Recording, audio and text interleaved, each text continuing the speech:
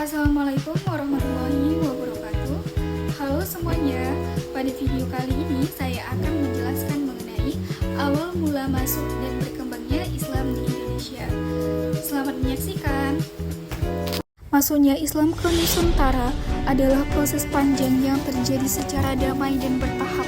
Dimulai sekitar abad ke-13 Masehi, meskipun beberapa sejarawan menyebut sudah ada pengaruh sejak abad ke-7 Masehi melalui jalur perdagangan. Beberapa jalur dan faktor utama masuknya Islam ke Nusantara. Yang pertama, jalur perdagangan. Para pedagang muslim dari Gujarat, Persia, Arab, dan India datang ke pelabuhan Nusantara seperti Samudra Pasai dan Malaka, Gresik dan Ternate. Melalui interaksi dagang, Islam diperkenalkan kepada masyarakat lokal. Yang kedua, jalur pernikahan. Perkawinan antara pedagang muslim dengan penduduk setempat memperkuat penyebaran Islam secara turun-temurun. Yang ketiga, jalur pendidikan dan dakwah. Ulama dan pembalik menyebarkan Islam lewat pesantren, surau, dan masjid. Tokoh Wali Songo di Jawa sangat berperan penting dalam metode dakwah yang akomodatif terhadap budaya lokal. Yang keempat, jalur kesenian dan budaya. Islam disebarkan melalui wayang, sastra, hikayat, gamelan, hingga seni arsitektur masjid. Dan yang kelima, politik dan kekuasaan. Berdirinya kerajaan Islam seperti Samudra Pasai, Malaka, Demak, Ternate, hingga Tidore memperluas pengaruh Islam di Nusantara. Ciri khas masuknya Islam ke Nusantara lebih banyak berlangsung secara damai, bukan peperangan. Menghargai budaya lokal dengan pendekatan akulturasi yang membentuk identitas masyarakat yang kemudian melahirkan tradisi Islam Nusantara hingga saat ini. Islam di Nusantara. Penyebaran Islam di Nusantara pada awalnya didorong oleh meningkatnya jaringan perdagangan di luar kepulauan Nusantara. Pedagang dan bangsawan dari kerajaan besar Nusantara biasanya adalah yang pertama mengadopsi Islam.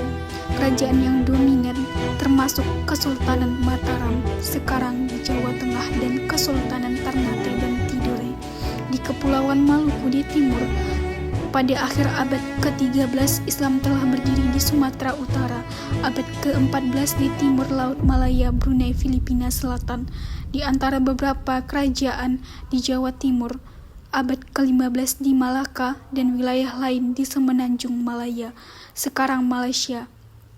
Meskipun diketahui bahwa penyebaran Islam dimulai di sisi barat Nusantara, kepingan-kepingan bukti yang ditemukan tidak menunjukkan gelombang konversi bertahap di sekitar setiap daerah Nusantara, melainkan proses ini berlangsung rumit dan lambat. Kehadiran muslim asing di Nusantara bagaimanapun tidak menunjukkan tingkat konversi pribumi Nusantara ke Islam yang besar atau pembentukan negara Islam pribumi di Nusantara. Bukti yang paling dapat diandalkan tentang penyebaran awal Islam di Nusantara berasal dari tulisan, batu nisan, dan sejumlah kesaksian peziarah. Nisan paling awal yang terbaca tertulis tahun 475 Hijriah bersamaan 182 Masehi.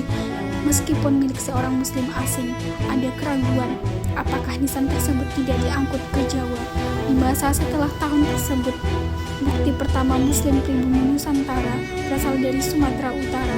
Marco Polo dalam perjalanan pulang dari Cina pada 1292 melaporkan setidaknya satu batu nisan kota muslim, dan bukti pertama tentang dinasti muslim adalah nisan tertanggal tahun 696 Hijriah bersamaan 1297 Masehi dari Sultan Malik As-Soleh, penguasa muslim pertama Kesultanan Samudra Pasai.